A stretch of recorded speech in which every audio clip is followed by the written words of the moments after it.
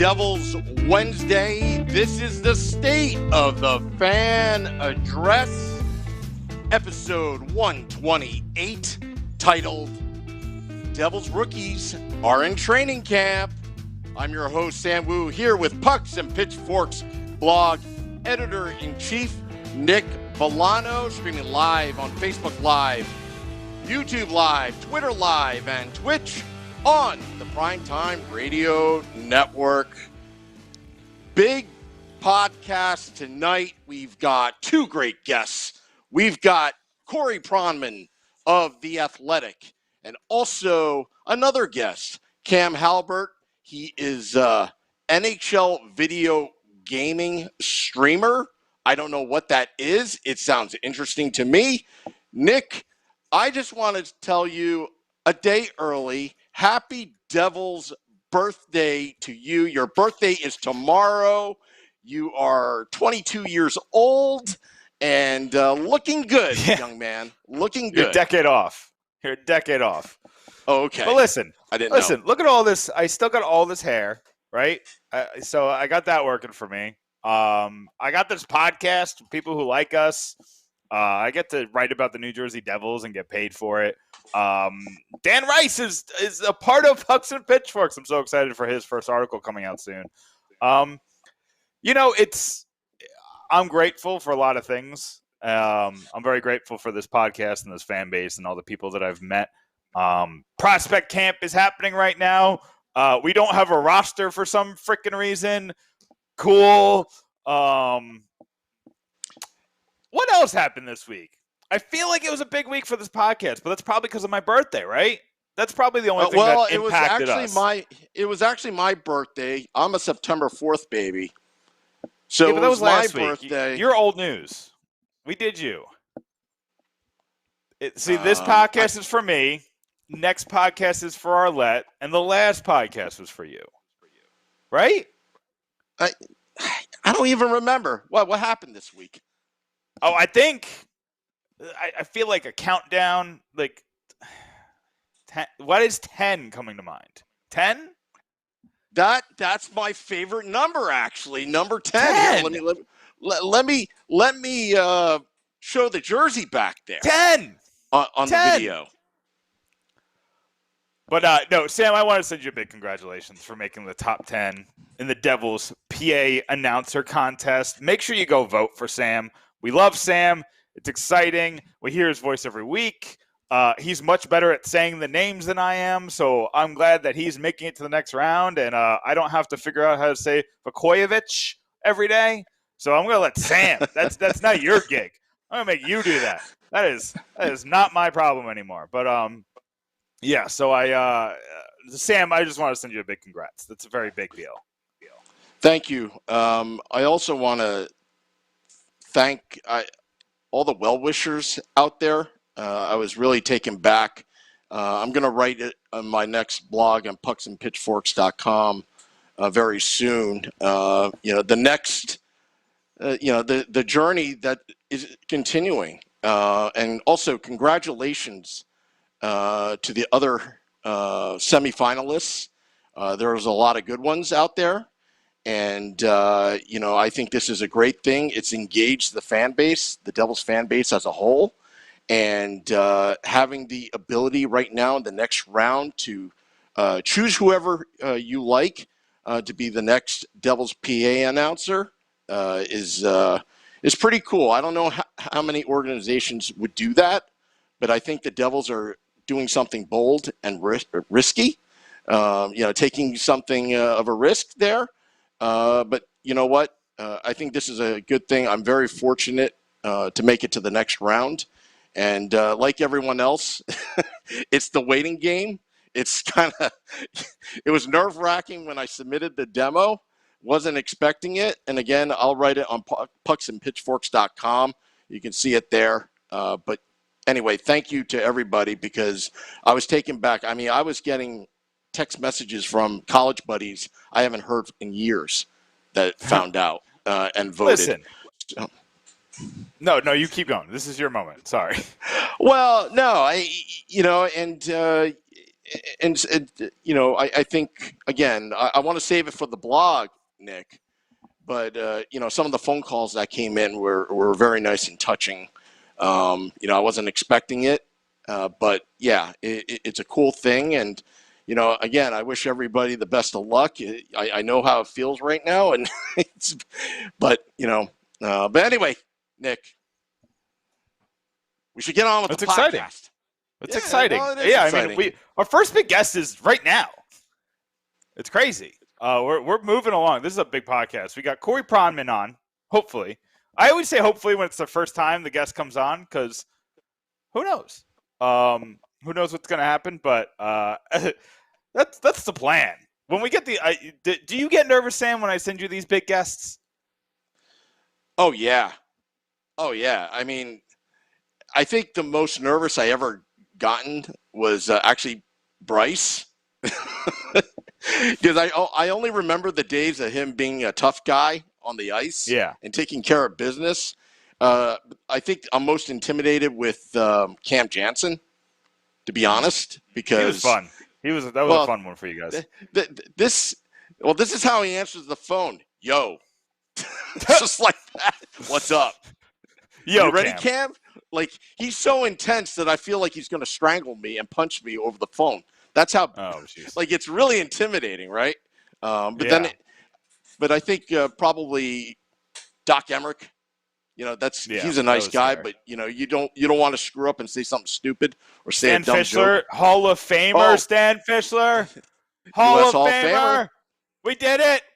We didn't get in the big Hall of Fame, but we're starting small. But all right, Sam, go get our guest. Increments.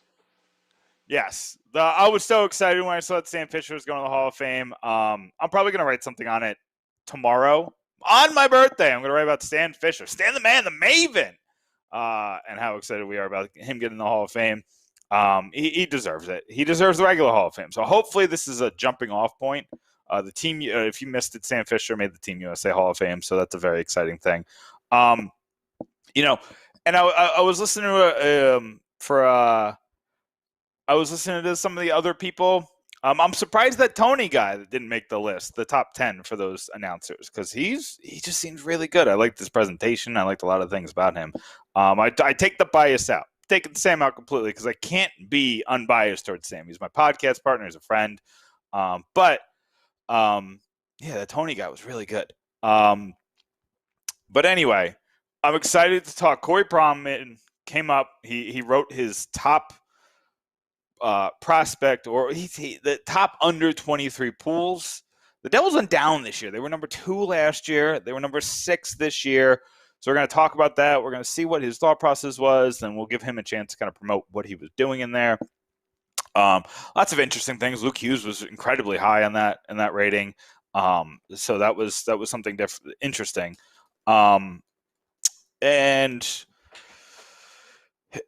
just the way he looks at these young players, it's funny. He takes prospects. He always seems to do this. When we had Scott Wheeler on in January, Scott Wheeler is a guy who looks at prospects as prospects. Once you're in the NHL, it's kind of a different bag.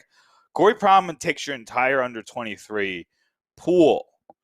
So I remember a long time ago when the Devils were still rating kind of low in prospects, is everybody says, well, it's because Nico and Jesper Bratt are on the NHL roster. So this looks at that. This accounts for that. This kind of takes that young core. Where are you going to go next? What are you going to be next? And kind of looking at who are those next great teams, and it's always the same ones. It's Los Angeles, it's Ottawa, it's New York, and it's Sam. Hi, Sam. How you doing? Oh, I'm good. Well, our next guest, he is a fabulous writer at The Athletic. You can find him on Twitter at Corey Pronman. Pleased to welcome Corey Pronman. Corey, you're on with Sam and Nick. How are you, my friend? I'm doing well, guys. Thanks for having me. Thanks for coming on, Corey. I really appreciate it. What I don't appreciate, and I'm going to get right into it, I don't want to waste your time. You're a busy man. You're doing like 100 podcasts and 1,000 articles, so I want to get right to it. I do appreciate you coming on, though. I do want to say that. But the Devils went down in your rankings this year. Your under 23 rankings. They went from 2 to 6. What happened, Corey? I think the big thing for me is, especially at the very top of those lists, is it's typically driven by the very, very best young players. I mean, you kind of look at number one, not number one, but number one is driven by kind of like Owen Power and Rasmus Dahlin. Colorado's is largely driven by Cale Makar. Vancouver's is largely driven by the play of Elias Pettersson and Quinn Hughes. And then you kind of look at New Jersey and kind of, as expected, the 2 first overall picks and Jack Hughes and Nico Hischier are a big part of where they would be rated. And I would look at how those two have progressed in the last, let's say, 24 months. And I think it's very reasonable to say, and maybe some Devils fans disagree, I think it's reasonable to say that they probably have not elevated to be above average or average for an expected value of a first overall pick at this point in their career, even though Jack was still only a teenager this past season. So, I thought Jack, I had the highest grades on Jack 2 years ago, roughly around there about a year ago. And I still think he's a projected all-star. I really believe in Jack Hughes. He's going to be a really important part of the Devils for a very long time and be a top young center. But because I didn't give him, the highest grades, I lowered his projection down, somewhat. That affected the projection a little bit. And there were some graduates like McLeod's graduated, Jesper Bratt graduated, Kwokin doesn't count, Shrangovich doesn't count anymore just because of their ages. But I don't think they would have moved the needle that much. Maybe Bratt and Shrangovich a little bit more than the other ones. But I think that's kind of the main thing is we're kind of waiting for Hischier and for Hughes. And I think there's onus is more on Hughes because I think his potential is higher for when's the big season coming, not the good seasons. I think they've had good seasons. Particularly Jack's had very good seasons for a teenager. But I think with those two, it's like, well, when is the big season going to come? Yeah, and I agree. I'll be honest with you. I'm more worried about Nico Hischier than Jack Hughes just because last season there was just a lot of weird underlying numbers. His assist totals were pretty terrible. His first assist totals were even worse. Are you kind of, so I'm assuming you're on the same page just based on your response to that? Yeah, I think I really like Nico. I think I have no issues with his playmaking. I think that after his game will be fine. I think if you're trying to project, okay, how does a roster look when the Devils are good? They're mighty contenders, just when they're good. I think based on how, his career has gone so far and just watching the player evaluating him for the last 5 years, I think you have to be comfortable with the reality where Nico Hischier might just be like a below average one and a good number 2 center type of player on a good team. Maybe on an average team, a below average team, maybe he could be more of a real one. Which obviously on New Jersey, they hope they have that one in Jack Hughes. So I think that it's fine if he fits that role. But I look at Nico and be like, if he can give you 50, 60 points at his peak with good two-way play down the middle, that's kind of what I hope is realistic at this stage, as opposed to, when you typically think of when you pick first overall is the 70, 80, dynamic high in the lineup, star caliber production. I don't know if he has that in him. Not saying he can't be an excellent NHL player, but I don't know if he has that top echelon in him. And I didn't send you this, but I'm just out of curiosity because we're talking about Nico. Did you have Elias Pettersson as in that conversation during that draft year? I don't. Excuse me, I don't remember. No, but did you have him in that I did. I had concerns on Pettersson's skating and his frame in his draft season, and I got that one. I got that one wrong. I thought it was, I had Nico as my number one prospect going into the draft, and I thought it was a soft one at the time, to be quite honest, but I still thought he was one. And just, prospects don't, I thought he'd be better than he has been so far, but prospects don't always go the way you think they're going to go. That's kind of the nature of prospects. And that's why when you're rebuilding, as New Jersey has, the strategy you see for most rebuilding organizations is not just getting some high picks or some draft picks. You need to get a lot of them. Because some are going to be better than you expect, and some are going to be worse than you expect. So you kind of hope, if Nico doesn't go the way you hope, but Ty Smith goes a lot better than you hope, then you kind of hope all those things kind of even out over a lot of draft picks. So I want to pivot back to Jack Hughes because he's kind of, at this point, he's the star that stirs the drink. He's the guy, like you said, that you expect to at least be that one center. He showed he can elevate other people's play, but there were some issues. What do you expect this year and going forward? Basically, is the simple question. I don't think there's any doubt whatsoever he's an elite play driver, and will be. I think he's a really good play driver now, and I think as in the peak of his career, he will be definitely one of the best play drivers in the NHL down the middle, because his skating is so dimensional, because he has great skill, he has tremendous playmaking ability, he's competitive. Those are real dynamic assets that I think will make him a legitimate top line center. A very valuable player, and in a true difference maker offensively. It's going to be tough, I think, for any forward anywhere to be a true star caliber scorer if you are finishing under 7% of your shots. And that's kind of where his career shooting percentage is right now. And he hasn't usually been like the greatest goal scorer, even going back to his junior days. That's the kind of thing maybe I overlooked a little bit because he just scored so much, and it was just a multiple kind of thing, even though it was primarily assist driven. But I think that's kind of the thing with Jack is I see the skating, I see the playmaking ability, I see the individual skill, but it's hard for you to be, the all-star number one guy on a good team if you can't score goals as a forward.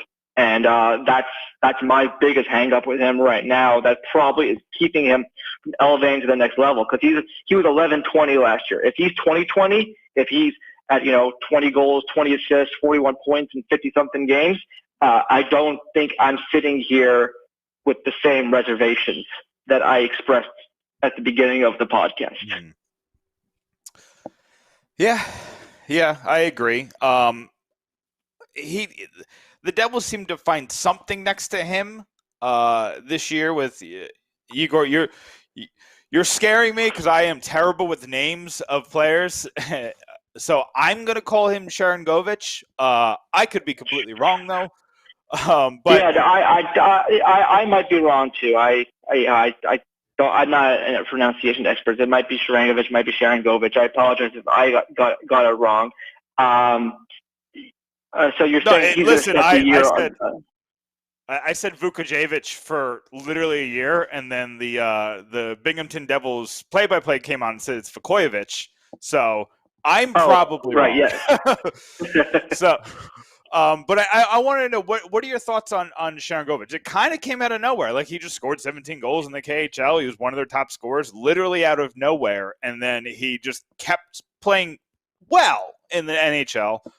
Is this something where it's like a diamond in the rough, or we've seen these, flash in the pan seasons. It's definitely a diamond in the rough. The average fifth round pick doesn't play 30 NHL games, and you're looking at a guy who's easily going to clear 100 by the end of this season. So there's no doubt it's a diamond in the rough. To the degree to which what the kind of player he is going to be, I still think remains to be seen. I saw obviously, what he did last year was very impressive. He's big, he's got some skill, and he can score goals. I think with me, with Sharangovich, the thing that stood out to me from watching him is when he was a draft eligible, he was a re-entry player as a draft eligible 2018, if I recall. If he was not a good skater at all, like not like a terrible skater, just not NHL caliber, just so feet, big, some hands. You're like, oh, that's intriguing. It's why he was a 5th round pick. He's a 2nd year eligible. Then goes to Binghamton. I see the same thing. There's no pace in his game whatsoever. And then you kind of watch him in the KHL started last season. You're like, hey, this guy's flying. I don't know what he did in his training, but he showed up a much faster player with a lot more pace in his game. And that's, I think, why you've seen the success that he's had as a 5th round draft pick. The goal scoring element does help complement Jack for sure. I don't know with Igor is he like I would definitely stop short of calling him a legitimate top line for the National Hockey League, at least on any kind of decent team. I think he can be a good player when you look at the assets. Just like I said, the size, the skating, the skill. I think there is assets there to be a good player, whether it's top 9, top 6, time will tell. Do I think he is the top line guy that can, that could be a core piece of a good team? I would not be there. I think you're kind of hoping Holtz is that guy with time. Not yet. It's going to take a couple of years, but I think that's the guy you're kind of hoping with. I think you're hoping Dawson Mercer is that kind of player. I think Sharangovich is more a piece of the puzzle as opposed to one of the core pieces. So I mentioned diamonds in the rough. That's kind of your bread and butter. I've seen you pull things out of places where I'm like, I don't know why that guy's so high, and then he makes the NHL next year. I'm like, oh, well, I guess that's why Corey knows a lot more than me. But you dive into these Devils prospects, you dive into everybody's prospects.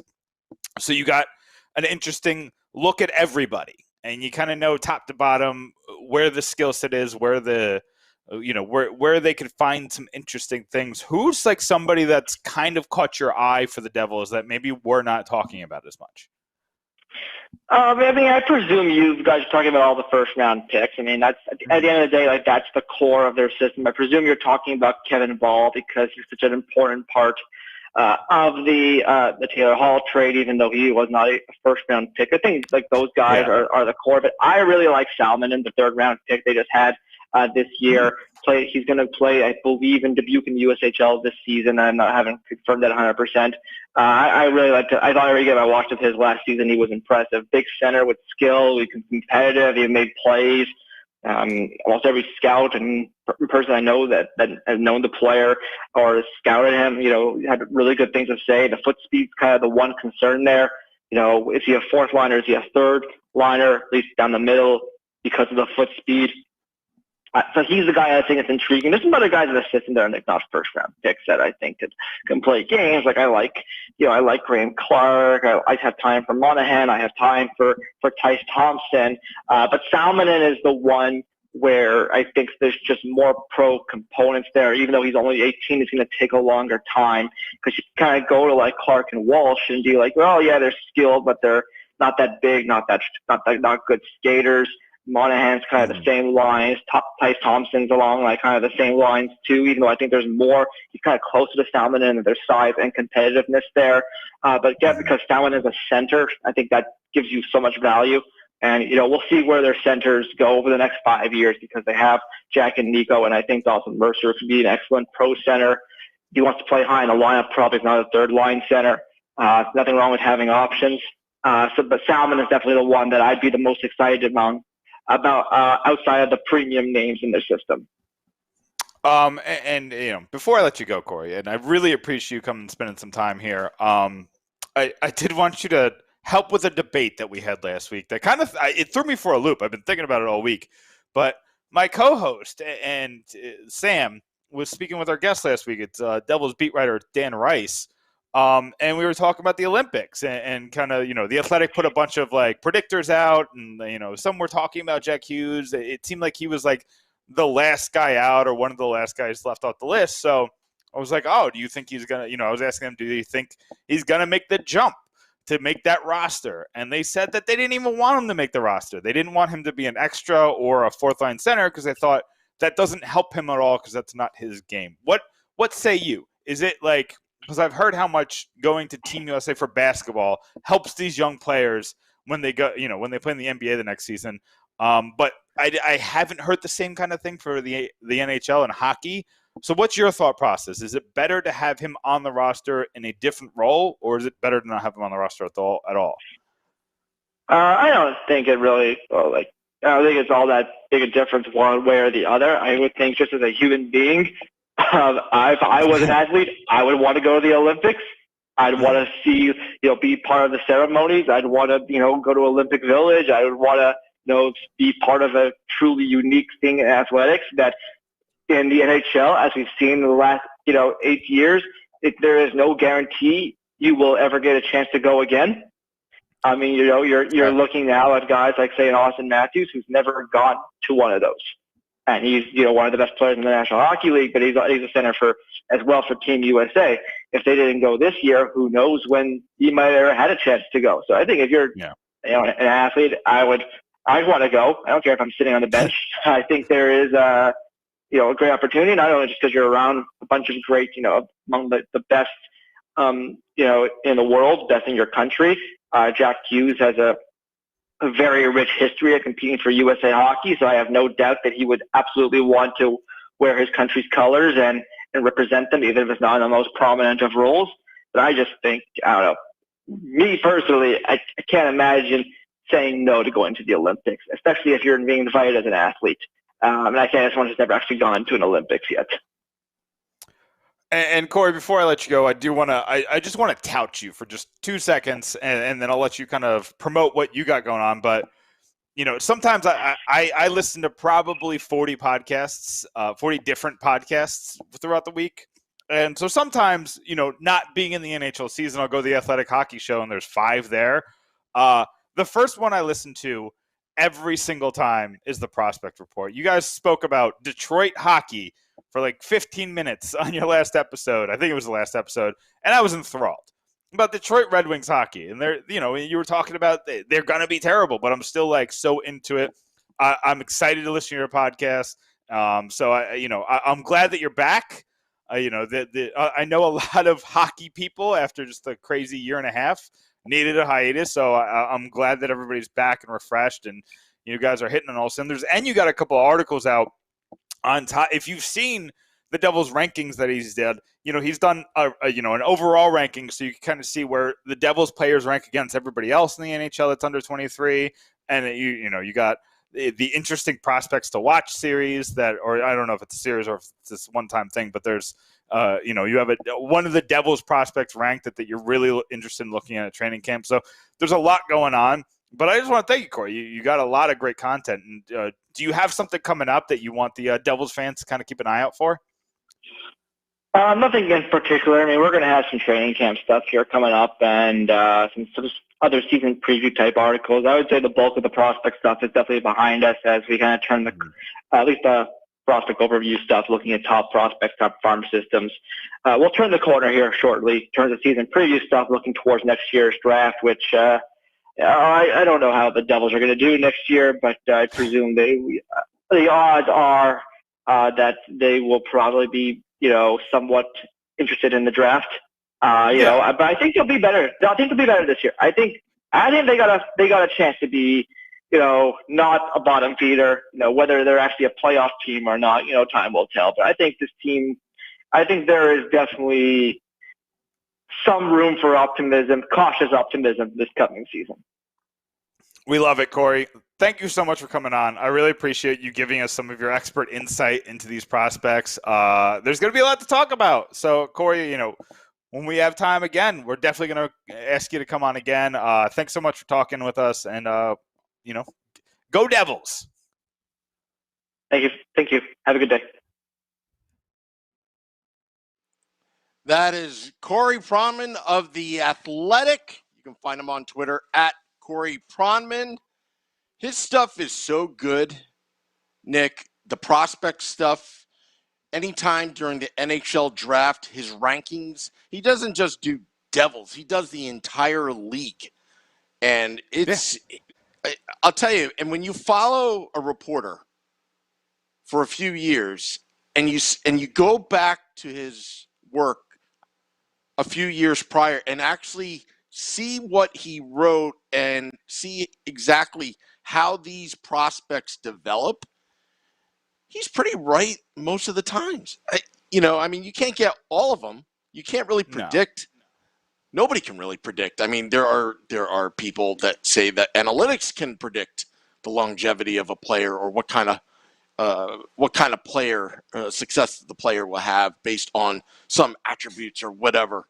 But Corey's writing is good. It's very thorough, and me being a speed reader, I get it the first time I read it.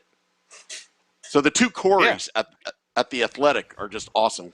Also, Corey Massasak as well. Good friend of the podcast.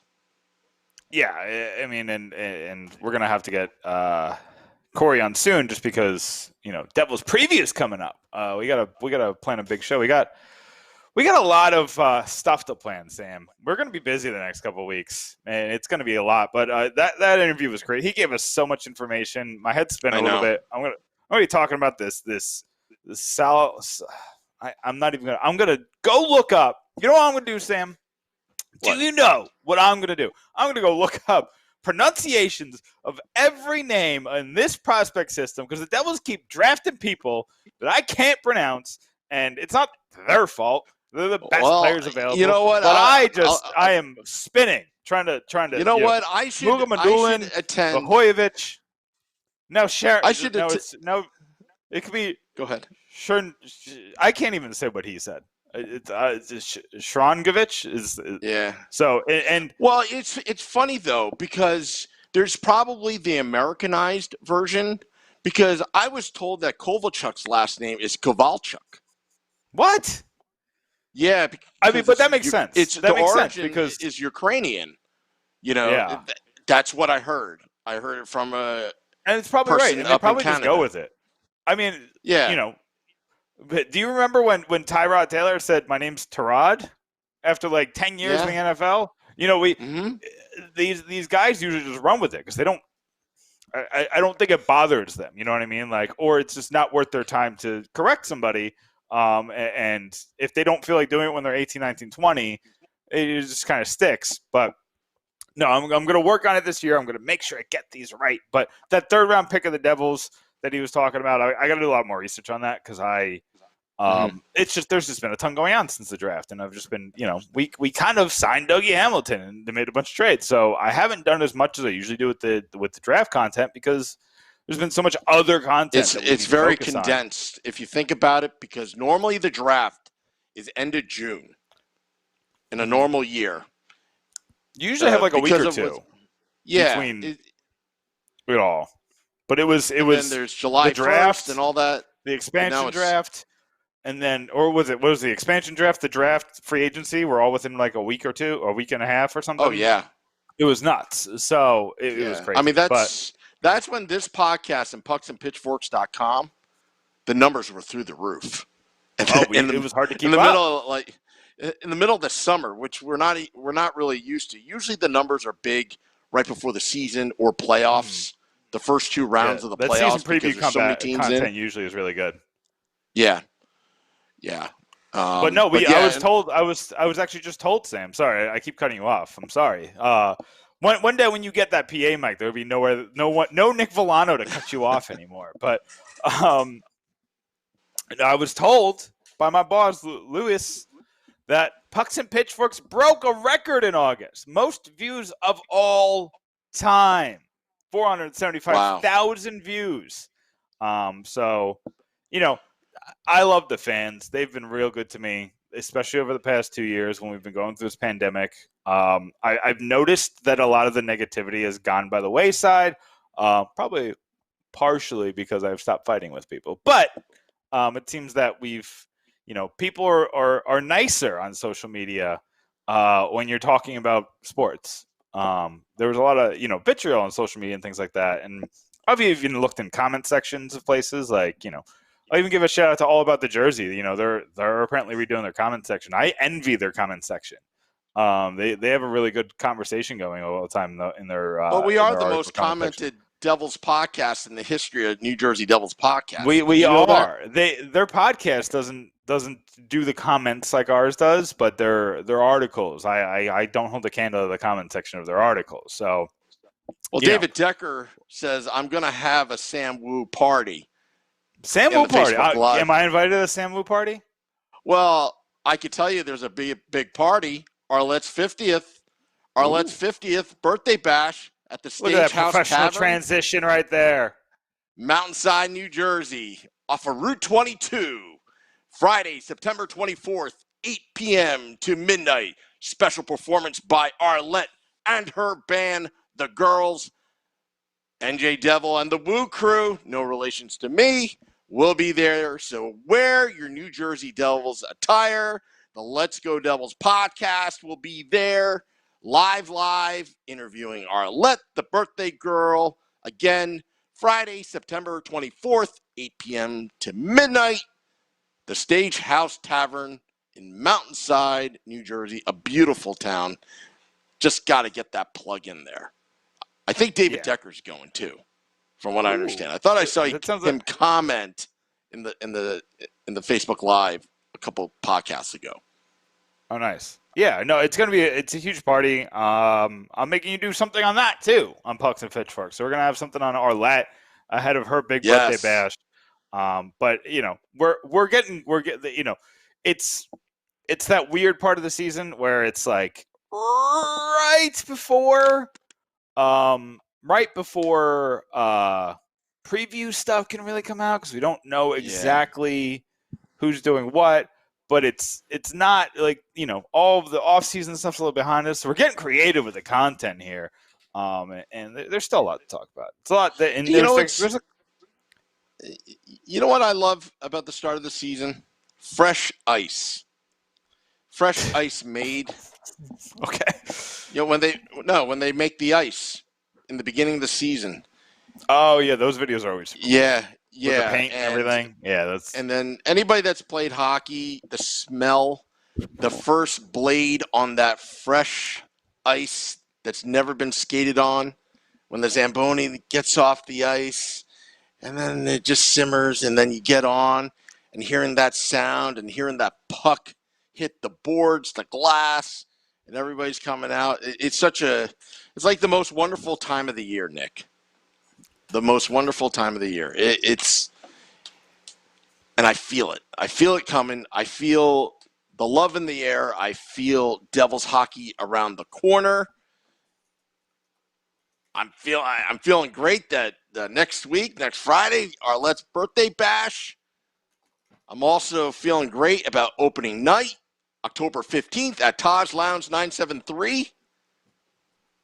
Where we do the Let's Go Devils podcast. We're going to have Let's Go Devils Game Day Live, which would be the pregame podcast. And we're going to also bring back Let's Go Devils post-game live. Scotty and I will be doing that like we did last season. Game Day Live, Vinny Parisi of pucksandpitchforks.com.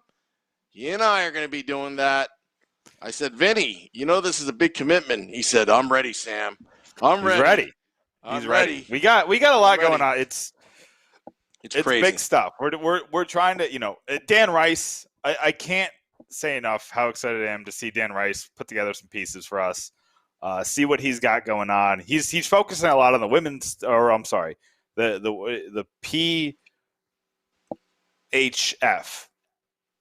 He's focusing on the PHF for now. So that's kind of his focus right this second, just because that's where all the signings are coming out with that. The Devils are kind of taking a step back, just the prospect stuff. So once the Devils ramp up, he's going to ramp up with Pucks and Pitchforks. We're going to see some cool stuff from him. And he'll be part of our season preview stuff. He'll be a regular guest on the State of the Fan Address. Speaking of guest, we're talking video games, Sam. You ready to play? Now tell me about this guest, because I'm very intrigued. This is what happens. I beg Nick every week, do we have a guest? Do we have a guest? Do we have a guest? And he always leaves me hanging because, as the producer, I have to make the graphics. I got to make sure all the spelling is correct since I'm a very critical speller. It's the OCD thing. If I see something misspelled, it just drives me nuts. And then he always tells me the day of who's on. And when I saw this guy, Cam, this is going to be a very interesting. You know what? He may be this is like. Gonna be fun. This is gonna be fun. Cam This is gonna be fun. Yeah. Go get Cam. Cam, you probably know him as Cam No Sleeves. He's part of the No Sleeves gaming group. And he's been just going through every version of NHL this month. Every day he does a different version of NHL. So I'm excited to talk to him about that. But here's the real reason why I had to have him on. The blasphemy of this man to say that NHL 95 is better than NHL 94? What? I have to get his opinion on that. I have to talk to him about that. See why he thinks that. I also want to know, how does one just get so far into gaming that it's your gig? You know what I mean? Like, I got into podcasting. It's now my gig. You know, I know how much time and effort and behind the scenes stuff that I've had to put into it to make this for me and Sam. You know, Sam especially puts a lot of time and effort and extra stuff into this podcast. And I put a lot into the blog and the podcast to make all this work. And I know these gamers have to do the same thing. They need high quality equipment.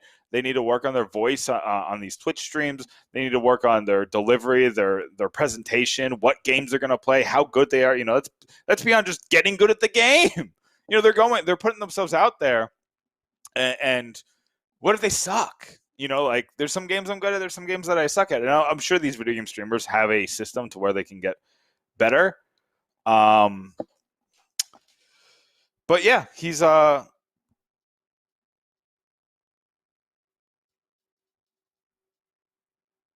sorry. Yeah, so that's how I'm very excited to talk to him and kind of see how you become a streamer. Like, how do you get into that commitment? How do you get, you know, what's happening with all that? So, I think Sam is working on calling him now. I think he's probably looking for his phone number. So let me just send him that real quick. But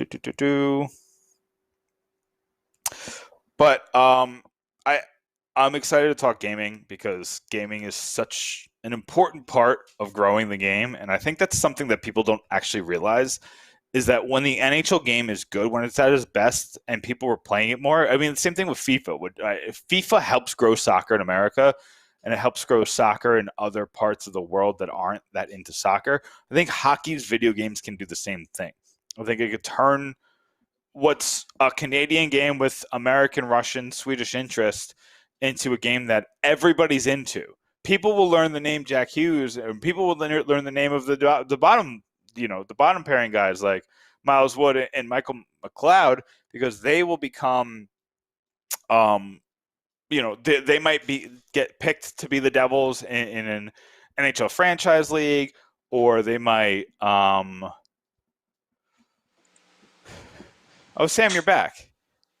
Did I come back just in time? Were you? You worried me because I was a little worried, just because, you know, just it was.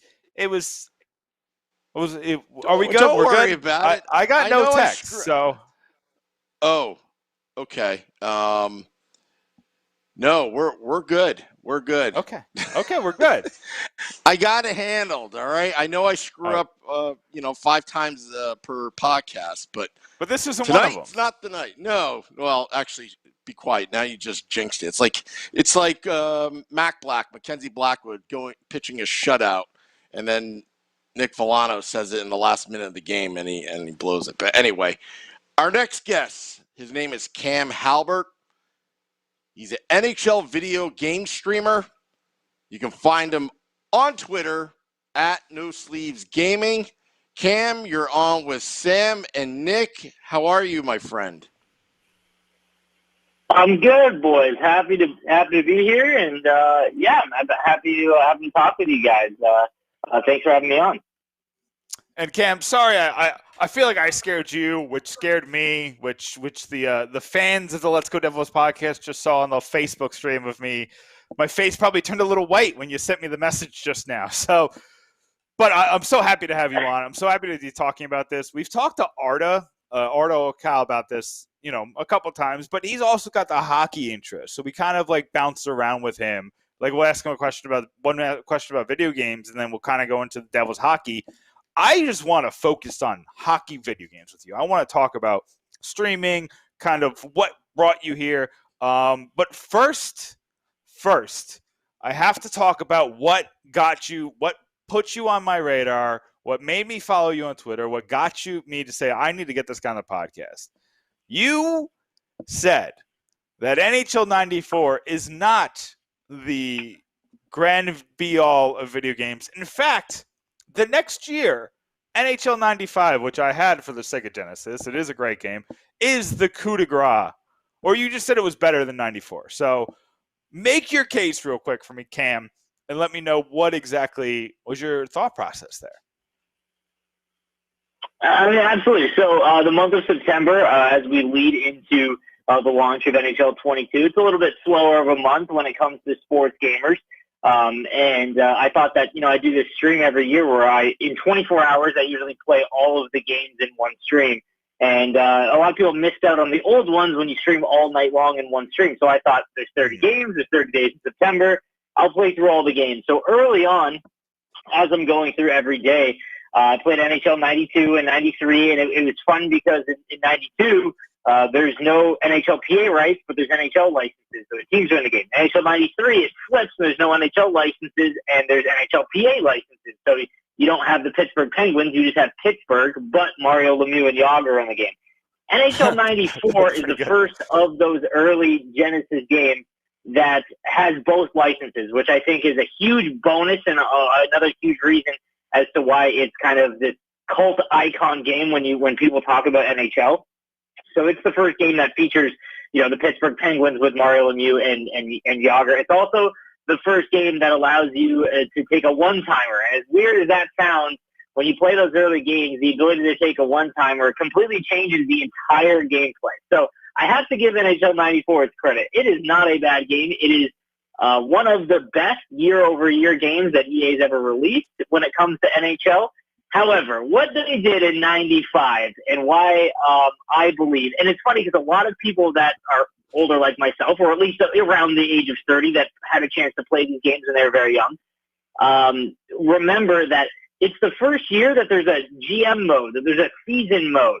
So you have to think, back in the early 90s, there's no online play. All you have is the ability to play your friends, and then whatever offline content is in a video game. Now, early on in Sega and Super Nintendo, there just wasn't a lot of that. Every game had like a story mode, like Mario and all of those games. But in NHL, all you had in 94 was to play your buddy or to play the computer. And that's really it. NHL 95 is the first game that allows you to play a full regular season. You can create your own players. You can make trades. It offers far more replayability by a mass amount that I just think it's super overlooked. And had NHL 94 not been like in a movie, and again, I think that someone says it or enough people say it that people that don't even remember back then, they kind of get this idea in their head that it's better. But if you actually go back and play the game, it has all of the same gameplay stuff. It's a little bit smoother graphics, and then the ability to have a season mode and create your own player is just by far, in my opinion, makes it much better. 95 is one of the best games year over year that they ever released, in my opinion. All right, so I have it is a hot take.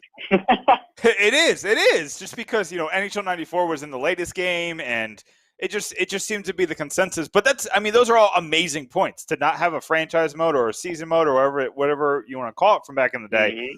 kind of changes the game. It's like you said, the replayability, especially now that we have all these different modes to they have HUT, they have so many different things. You look at that game, you're like, I could play my friend once, and then I'm kind of over this,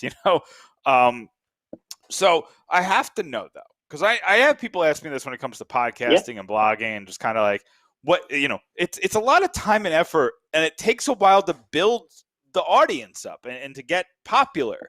And there's probably a lot of times where I know I was like, I feel like I'm talking to myself sometimes, with the blogging. And eventually you get to a point where people know who you are. You're like, oh, this is interesting. This is different. And I feel like I have some friends who are kind of streamers and have talked to me about it, but I just want to know what your journey was. What caused you to jump into this game, and what got you to stick with it, and what do you think made you so popular? Well, first, I think I started streaming and making content on January 1st of 2017. That was when I decided I had streamed a little bit on Twitch, but other games, and I really didn't really have a YouTube channel at all. But I had watched enough streamers and felt like, man, this could be really, really fun. Like, I felt like I had the personality for it. And, I've realized that in my career professionally, I had a really nice job that I liked with a company I enjoyed. But I hated not being my own boss. And I really didn't see a way to become my own boss. But I've loved video games since I was a kid. And I knew that NHL, I was good enough. And I thought that I had a thought process of, like, I can teach people how to become better at the game. I'm not super elite, but I can teach players that aren't very good to become competitive. And now back early on, I kind of approached it like, what would you do for starting out to get to the point where you can do this full time? And I feel like a lot of people, they see streamers or on Twitch or YouTube or whatever it may be, and they think just go live and do it enough. You'll stream for 12 hours a day for as long as you can, and you'll eventually grow. And I think that we're at a stage now in social media that you simply cannot attack one platform and expect to, unless you are, hosted by Ninja or some, gigantic luck of the draw.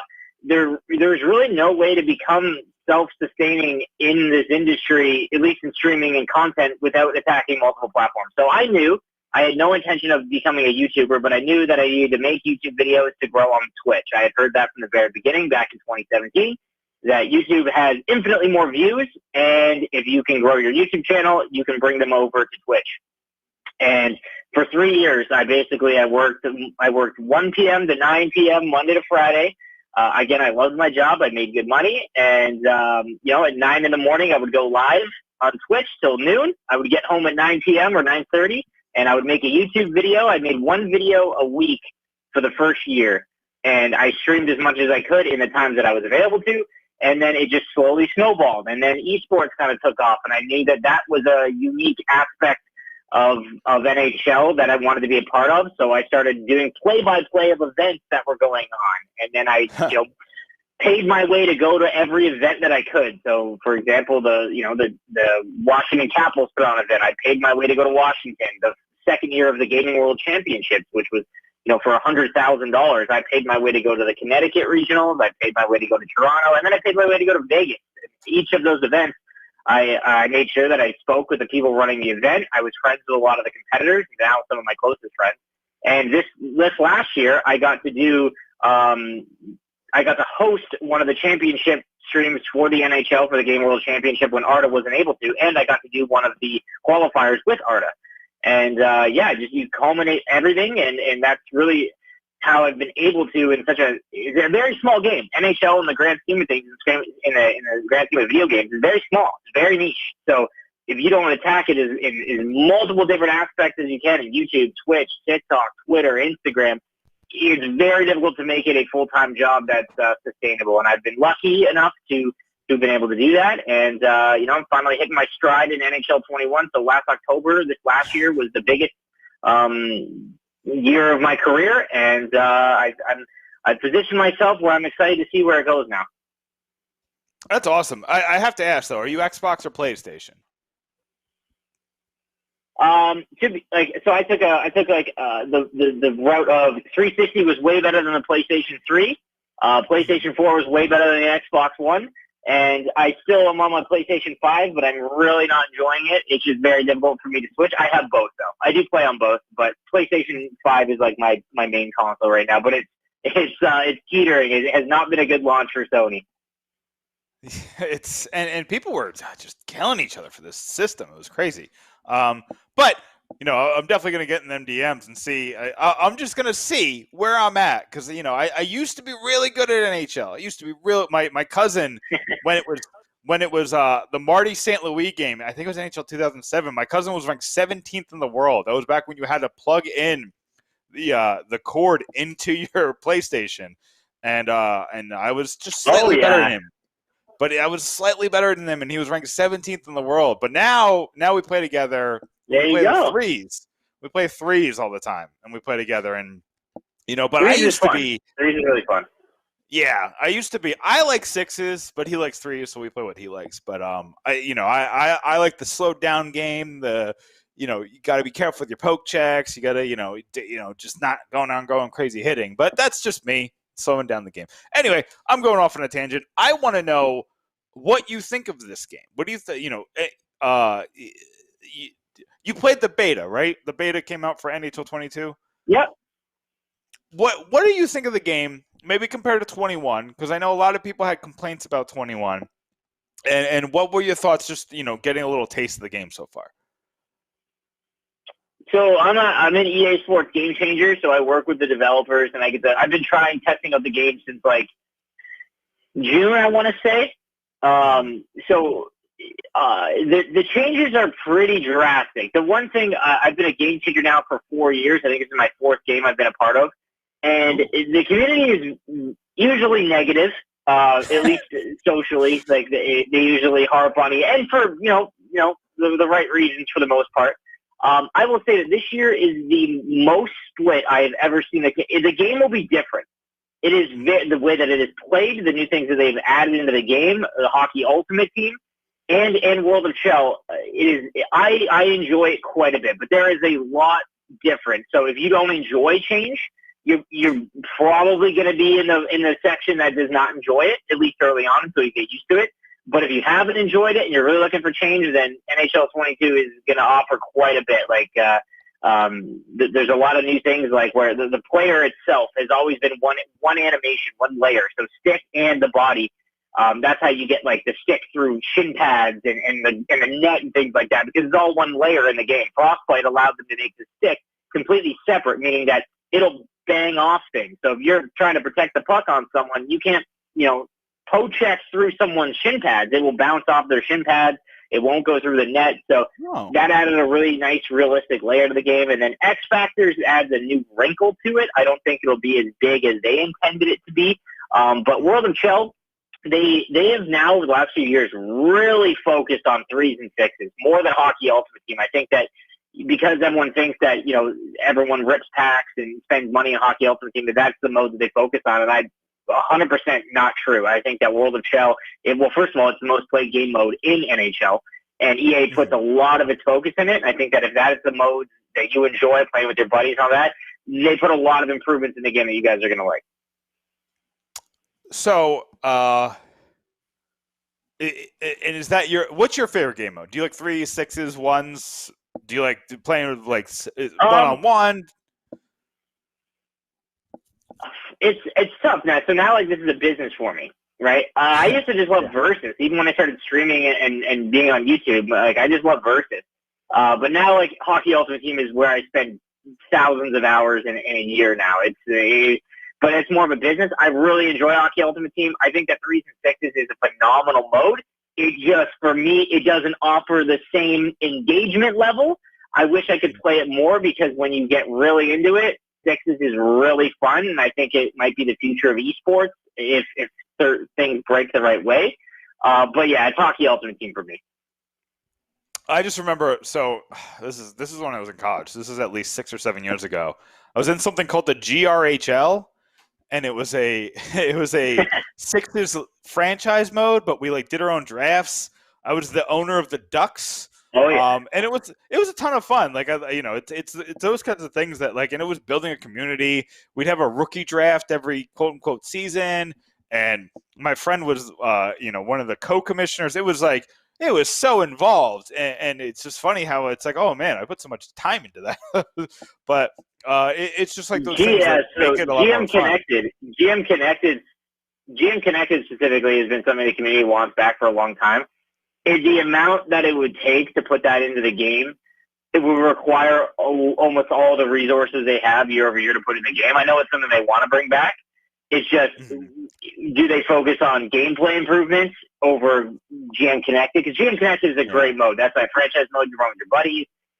It's just the amount of people that would play it all the way through is not very high. But there's things for sixes like League Gaming. So I'm a part of that. They've run the San Jose Sharks $25,000 6v6 event, the Washington Capitals, Tampa Bay Lightning, and it's 6v6 teams. And in League Gaming, you sign up and you start in the CHL. And you play through a season with 16 people, real people. Every team in the CHL has an owner and a GM. You play it out, and then after 2 seasons there, season is about 3 months. You get drafted, or you go into the NHL draft. You can be drafted in the NHL. You can get sent to the AHL, and these are all teams run by people. It is fully, full players on throughout the entire league, and they've got about 8,000 members on PlayStation and Xbox. It's an incredible thing. And like I said, when you get really into it, sixes is honestly probably the best mode in NHL. It's just for me, like business-wise, it unfortunately doesn't bring the viewers. I think the team-building aspect of Hockey Ultimate Team is why, that's why it's my main focus in NHL. Cam, maybe you can teach me how to do sixes, and maybe we can bring the pucks and pitchforks and the Let's Go Devils podcast people on. Maybe we can build up those numbers a little bit, but that's for another time. Before I let you go, I do want to go back to that. Oh, say what you were going to say. Sorry, Cam. I was going to say something real quick. I'm very good friends with NJ Devil, and he is big into playing NHL a lot. So I think you should reach out to him because I bet he would love to get involved with you guys. He streams a lot. I was actually supposed to come to the home opener of the Devils this year. Unfortunately, it just comes out at the launch of the game. And traveling from I'm from Canada to the States is just awfully tough. So I think I'll be out there in November. I think you should reach out to him because he plays all the time, and I think he would be all about that. So we talked about it, but he's got PlayStation. I got Xbox, and it's True. He's a PlayStation guy. I mean, I know they talked about integrating the two into one thing, but it hasn't happened yet. So in due time. What's up, Sam? I just want to let Cam know, when you come down to Jersey, let us know, because we do our live podcast outside the arena at a place called Taj Lounge 973. Maybe we could stream a game from the bar pre-gaming before we go to the Devils game. Would you be up for that? Sam will even buy you dinner. 100%. Yeah. Yeah, 100%. Like I said, I think we're aiming for like November. I just traveled to Philly for the first time since the pandemic, and from Canada to the States, because the border isn't open via driving across, it is a heck of a process currently still, and obviously, for good reason. But so like I said, we're aiming for November, but 100%. Whenever I go, I know it will be this year. In this season, I will be going because I've wanted to meet. NJ Devil actually sent me a fully signed NJ Devil game worn jersey that I've got hanging in my studio, and I feel like, and I told him, like, man, we're setting something up. Yeah, we're setting. I didn't know we were gonna be on camera, but I have it hooked up in my studio. I put it in prominent display for today, but. No, absolutely, man. When I come down, we'll 100% get that together for sure. Absolutely. You're going to have to send us that picture. But before I let you go, I do want to get back to what you're doing and what you're here to promote is your 30 and 30, the 30 NHL games in 30 days. And, we talked about NHL 94 and NHL 95, but what are you up to? About probably 07, 08? Is that where you're at right now? 06. 06 was today. And so, again, it's very difficult to compare the older games to when they get newer, because once you get into like PlayStation 3 and above, the graphics are pretty incredible. Like, you can't compare 94, 95 to anything that's on PlayStation 3. It's simply just not as good of a game. However, what I'm trying to do is trying to remain impartial and trying to remember year to year. Like, so back then, what was the next game that comes out? Is it worth buying? So, for example, NHL 97 was the first game to go to PlayStation 1. Incredible achievement. It's full 3D polygons. It's no longer the 2D stuff. All of that. It is the worst game EA has ever released. I would rather play NHL 92 than 97. So like, that's an example.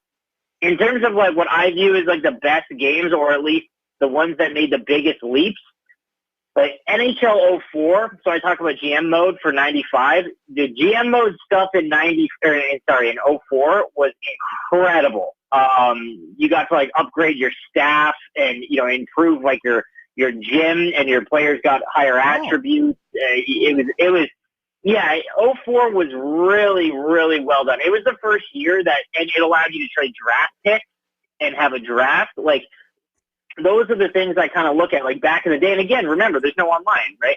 I believe 05 was the first year where it became kind of normal to play online, and that really changed a lot. I think 05 is a great game, and so is 06. 06, in my opinion, is probably my favorite game I ever played, and I think that it is still up there. But yeah, it's fun going back, playing all 30 games, and it's seeing what it was like and trying to remember that, looking at them in detail and then trying to make it an impartial review on it. And on my YouTube channel, you can go back, and currently I have, I think, up to 2002. I'm like a couple days behind on YouTube videos, but at 12 p.m. Eastern time every single day this month, I'm streaming on Twitch at twitch.tv/NoSleeves12. And so tomorrow, we're going to do a little bit more of 06, but we'll also do 07. And then, it just keeps going. So twitch.tv/NoSleeves12. You got it. Okay, so make sure every day you go to twitch.tv, and do they have to see you live, or is there like a recording on your channel? I don't do recordings anymore just because of like DMCA and things like that. You have to be kind of careful in the landscape now. Twitch is a tough platform nowadays. It hasn't. It wasn't what it used to be. So, but you can check me out on YouTube. I do full video reviews that shows gameplay of like the first gen of the the console, like, and side by side gameplay reviews of every single game that's come out. So you can check me out on YouTube. Just Sleeveless Gaming on YouTube. So Sleeveless Gaming on YouTube, No Sleeves Gaming on Twitter. Go follow Cam. Cam, I had a lot of fun with this conversation. I love talking video games. I loved kind of changing it up a little bit, changing talk from hockey to video games. So, Cam, I'm going to have hockey questions coming in the future, and we're going to ask you to come on again because this is a lot of fun. Thanks a lot, Cam. Man, I love talking video games, but I love talking the real thing too. So if you ever want to do that, I'm all about it. But, we're ready for it. We're ready. We're ready. So, Cam, thanks so much. No Sleeves Gaming, No Sleeves everywhere. Just YouTube, Twitch, and Twitter. Go follow Cam. Cam, thanks so much for coming on tonight. No problem, guys. You have a great one, and thank you for having me. Thanks, Cam. Keep in touch. That is Cam Halbert, NHL video game streamer. We're going to try to get him live in November outside the Prudential Center, Taj Lounge 973, the official home game bar of the Let's Go Devils podcast. Maybe do a Let's Go Devils podcast pre-game, game day live. Maybe we should call game day live because we do it live. And then maybe we'll stream, maybe bring in some gamers from New Zealand to stream with us at the bar. NHL 22 with Cam. It could be a Cam and Sam duo. I haven't played video games in so long, but I do remember in college, I had this bad habit of having every single game console and not playing through the semester unless it was finals, because I would get so stressed with finals that I wouldn't study and I would just play games, and it would just calm me down, and I got better grades doing that than actually studying and not playing video games. It was really weird. It was just weird. I do that when I get overwhelmed by the writing, because usually I take on more than I can chew when it comes to the writing. But lately I've just been, if I take like an hour to play a game of Madden or a game of NHL just to kind of like take my mind off of things because you have to put your entire focus on the game. I feel like you're watching TV, if you're messing around on the computer, you're doing a bunch of other things, your phone's going to distract you. You're going to pick it up. You're going to start texting. You're going to start tweeting. You're going to start looking at other things. And then you're going to think about all the other things that you're doing. But when you're playing video games, it's such a tunnel vision that it's a real distraction. And there's good things and bad things with that. But it's good for me, for somebody who has a lot of trouble distracting himself from his priorities. It's really good to kind of get that escape. So love talking to Cam. We're excited to talk to him and see what he's doing in the future. And I hope I can't wait for him to come to the game and do that live stream. Maybe if That's it's in gonna be November, cool. I won't be there in November. But if he does a live stream, maybe I'll get on the live stream and play him. I'll lose like 45-0. Maybe I'll get one. Because I meant to ask him. I forgot. I wanted to ask him if the EA engine exists, the comeback engine. You know that rumor where the EA put an engine in their game that if someone's down by a lot, they can make it close. Like things will start going their way and stuff like that. So anyway, Sam, we're here late tonight. We're giving them the long stuff. Oh, well, season 5 of the Let's Go Devils podcast platform, but also Let's Go Devils podcast Sunday edition begins this Sunday night. Season 5 debut. We took last Sunday off to fix up the studio, tidy up, new graphics. We're going to be doing new things. A lot of interactive stuff just like that. Nick, I noticed that the Devils are in Tampa in November. I think I should get on the horn with the Tampa Bay Lightning and about Amalie Arena. Remember that? We'll have to talk about that, how that's going to happen, if it happens. And also opening night, October 15th. We got to figure that out. I think Vinny Parisi, I believe he's going to be at Taj, soaking it all up from Chicago. Oh, he's going. He's coming in from Chicago. See, you know more than I do because you keep in touch with people. I'm so, got to get the writing done. I'm trying to recruit. Remember, folks. Remember, we're always hiring new people. We've had a couple of new writers come on. We give them a shot, and sometimes they stick around. I'll never tell you to leave, but sometimes things come up, Sam. But I want new writers. I want more people to come on and to give me their opinions. I want different opinions. I want fun opinions. I want serious opinions. I want long form writing. I want short form writing. I want somebody to do breaking news. I want somebody to do the AHL. I want somebody to do the Riveters hockey. I'm looking for everything, Sam. Everybody, I will welcome you in. I will give you a shot, and you get paid. You get paid to write. It's a commission-based situation. You get paid per views, but I will help you with SEO. I will help you with, and if you don't know what that is, it's search engine optimization, which is how to manipulate Google and the yada yada yada. I will help you by editing your stuff to make sure. Do you mind if I be an actual? Give an actual testimony of how it works since I'm since I'm a contributor now, which I would have never thought. Basically, I just cut and paste what I wrote and put it in, and then I just text Nick, "It's up," and he takes care of the rest. And speaking of which, I just have Pucks to and put the Pitchfork website right up. there. There it is, right there. And look, listen, that one right there didn't do as well. That 5 deals the Devils can use in Jack Hughes negotiations, I thought that was a pretty good idea. Kind of looking at 5 contracts across the NHL and seeing how they could compare to a Jack Hughes contract. Go click on that one. I thought that one was pretty good. So if you're not, if you haven't been to Pucks and Pitchforks lately, we have gotten stuff up. We're gonna have, I think we're gonna have 3 articles up in the morning. And we're going to just keep pounding out. I do have a wedding this weekend, so I'm going to try to pre-write a bunch of stuff tomorrow. So if something comes up over the weekend and it sounds dated, I apologize because I wrote it tomorrow. It's my birthday tomorrow. So make sure you go to pucksandpitchforks.com. Wish me a happy birthday. Yes, I am that. What is it? It's not conceited. I need the attention, Sam. I am an attention You want person. the attention? you want me to give you some attention tomorrow? What? Yeah, I do. I want the attention. Get We'll me sing the happy attention, Sam. birthday. Yeah, Well, say have happy Arlette sing birthday. me happy birthday. I'll do that. I'm just kidding. I'm just kidding. Don't- Anyway. Well, But anyway, no, go to pucksandpitchforks.com tomorrow. I'll have something on the prospects, and there's another piece going up on.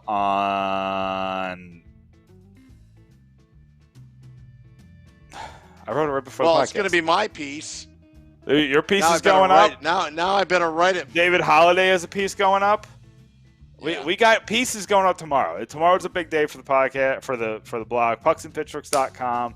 I'm writing for the front page of Fansided, so search Nick Villano Fansided. You get a bunch of football articles, college and professional.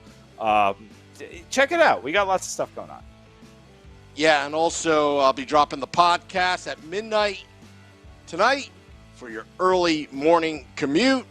Also, remember Arlette's 50th birthday bash at the Stage House Tavern in beautiful Mountainside, New Jersey on Friday, September 24th, 8 p.m. to midnight. Arlette and her girls, her band, NJ Devil, and the Woo Crew will be there. I'll be talking to NJ Devil and be like, hey, Cam told me that you're a gamer. Do you want to stream somewhere in the back, in the kitchen somewhere, and play some video games? I don't know if that's going to happen, but you should find out. Again, September 24th, 8 p.m. to midnight, the Stage House Tavern in Mountainside, New Jersey. All right, let's go. Till next time, let's go Devils.